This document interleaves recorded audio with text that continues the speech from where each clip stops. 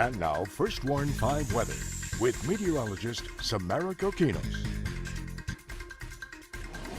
We are 19 minutes away from 6 o'clock on this Monday morning, and we're starting out with a light wind out there, mainly out of the southeast, anywhere between about 7 and 10 miles per hour.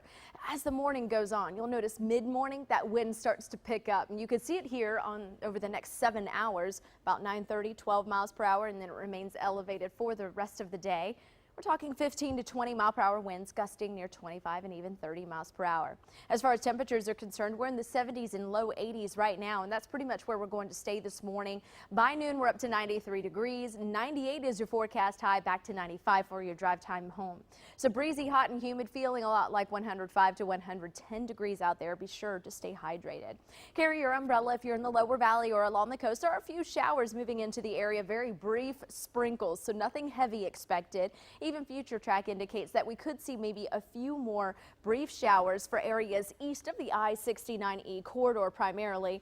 But notice how quick it is moving to the north. Really nothing to really contend with other than maybe a brief shower, enough to make the roadway glisten a little bit, but that's about it. Rest of the valley, you'll be on the dry side. Heat index values of 105 to 110 are expected for the next several days with high humidity not going anywhere. Breezy with a few showers like what I just showed you in the mid to lower valley. I'm thinking lower valley and the coast mainly. We'll see a lot of that activity, but I can't rule out something maybe straying into the far easternmost portion of the mid valley. And by the middle of the work week, we are going to bump up your rain chances ever so slightly to about 20%. Overall, most of the valley will remain dry. We're tracking the tropics on Channel 5 News this morning. The Gulf is quiet, but we zoom over to just off the African coast, and you do see this area low pressure that we're watching. It does have about a 70% chance of developing into something tropical over the next 5 days as it makes its way west and then west-northwest, but it's just something that we'll keep an eye on.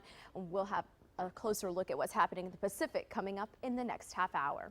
Taking a look at our own coast, not too bad out there for you boaters or mariners or fishermen is what I'm trying to say here. Maybe an isolated shower is possible. A moderate chop will build on the bay. For now, it will be relatively light this morning. It's once those winds really pick up that it starts to build up to that moderate chop. High tide for you fishermen is at 9:35 this morning. Seas will average 2 to 4 feet with no advisories out there. A low rip current risk, but still swim safe and near a lifeguard. I know a lot of people will be out there on the beaches today, tomorrow, and then again by the weekend. So here we go, 98 today, but that'll go up to about 103 in Rio Grande City and McAllen, to about 88 if you're on the coast. Plenty of sunshine, maybe a brief shower like I was saying in the lower valley near the coast. 80 degrees will be your overnight low, back to 99, steamy, breezy, hot day for July 4th, feeling a lot like the triple digits for the next several days. A shower is possible by midweek. We'll keep that rain chance there for about through about Saturday for about 20% or so. So overall, most of the valley will remain dry in the mid-90s. 96